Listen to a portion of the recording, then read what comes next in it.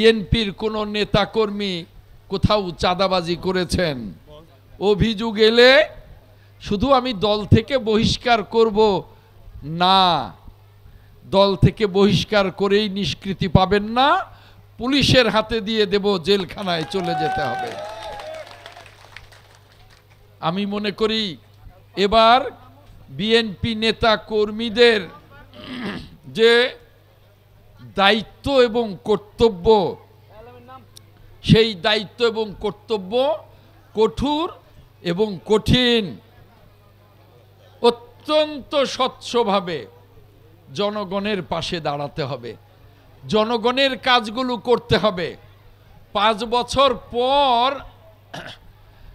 এইভাবে সমাবেশ করতে এলে জনগণ যাতে বলে, আজম ভাই আপনি 5 বছরে যা করেছেন, আপনার দল বিএনপি যা করেছে, আপনার ভোট চাইতে হবে না, আমরাই ঐক্যবদ্ধ আপনাকে ভোট দেবার জন্যে। আর স্লোগান দিও না। আর যদি জনগণকে নির্যাতন করেন, জনগণের সাথে চাঁদাবাজি, দখলবাজি, তদবিরবাজি, নানান কিছু করেন, তাহলে শুধু যে জেলের ভাত খেতে হবে তাই না, ওই 5 বছর পরে আমি আজমও যখন ভোট চাইতে আসব, বলবে যে বড় বড় বক্তৃতা করেছিলেন, বিশ্বাস করেছিলাম, কোনো কাজ করেন নাই, যান ভোট দেব না, বলবে না? হ্যাঁ, আমার নেতা দেশনায়ক তারেক রহমান বলেছেন, একেবারে অভ্যুত্থানের পরপর থেকেই বারবার নেতা কর্মীদের হুঁশিয়ার করে বলেছেন যে আপনারা সকলে কি শেখ হাসিনার পতন দেখেছেন না? বলে হ্যাঁ দেখেছি। শেখ হাসিনার পলায়ন দেখেছেন না? বলে দেখেছি। বাংলাদেশের মানুষ শেখ হাসিনা যেখানে থাকতো ওই গণভবনে গিয়ে তছনছ করে থুতু মেরেছে, দেখেছেন না? বলে দেখেছি। বলে শিক্ষা নেন, শিক্ষা নেন। জনগণের সাথে যদি প্রতারণা করেন, শেখ হাসিনার চেয়েও করুণ পরিণত হবে, কাজেই সাবধান হয়ে যান। আমাদের নেতা দেশনায়ক তারেক রহমান তিনি কিন্তু স্পষ্ট হুঁশিয়ারি দিয়েছেন। তাই আমার নেতা কর্মীদেরকে আজকে আমি যেমন অনুরোধ করব, তেমনি হুঁশিয়ার করব, আপনারা আমার কথা অক্ষরে অক্ষরে পালন করবার চেষ্টা করবেন। কোনো অনৈতিক কাজে যাবেন না, দখলবাজিতে যাবেন না, চাঁদাবাজিতে যাবেন না, তদবিরবাজিতে যাবেন না, সালিশে যাবেন না, সালিশ করে মানুষের ক্ষতিতে যাবেন না। যদি আমি শুনি তাহলে আমি কিন্তু জনগণের কাতারে দাঁড়িয়ে আপনাকে দল থেকে বহিষ্কার করে জেলে পাঠিয়ে দেব, পরিষ্কার বলে দিলাম। পরিশেষে বলতে চাই, ইউনিয়নের সভাপতি, সেক্রেটারি, ওয়ার্ডের নেতারা যে বক্তব্য রাখলেন, অনেক জায়গায় অনেক পদ খালি হয়েছে, অতি দ্রুত আশা করি তাদের বক্তব্য, তাদের ওয়ার্ড নাম্বার রেকর্ড করে রেখেছেন, অতি দ্রুত তাদের ডেকে ওই পদগুলোকে পূরণ করে দেবেন, যাতে করে ওই ওয়ার্ডগুলোতে কাজের কোনো অসুবিধা না হয়। আমি এটা দেখতে চাই যে আপনারা ইউনিয়ন থেকে যথাযথ দায়িত্ব পালন করেছেন।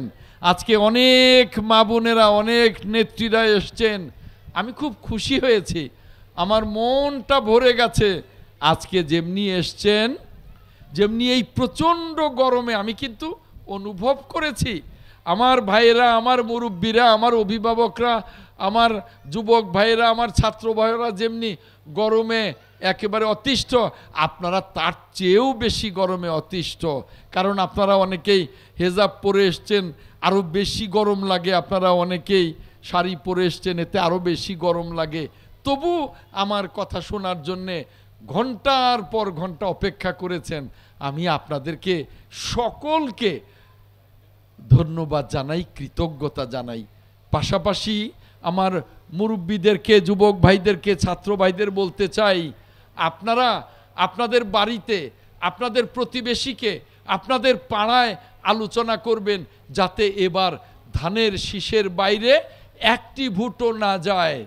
আমার ডানে আমার মা বোনদের, আমার নেত্রীদের বলতে চাই, আজকে যেমনি কষ্ট করেছেন আগামী নির্বাচন পর্যন্ত তেমনি কষ্ট করে আপনারা টিম করবেন।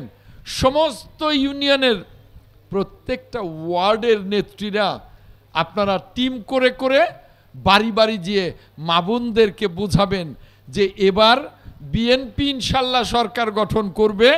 আর সখীপুরে যদি বিএনপি পাশ না করে আমাদের বনের সমস্যা, রাস্তাঘাটের সমস্যা, স্কুল কলেজ মসজিদ মন্দিরের সমস্যা, আমাদের চাকরির সমস্যা, এর কোনো সমাধান অতীতে হয় নাই, ভবিষ্যতেও হবে না।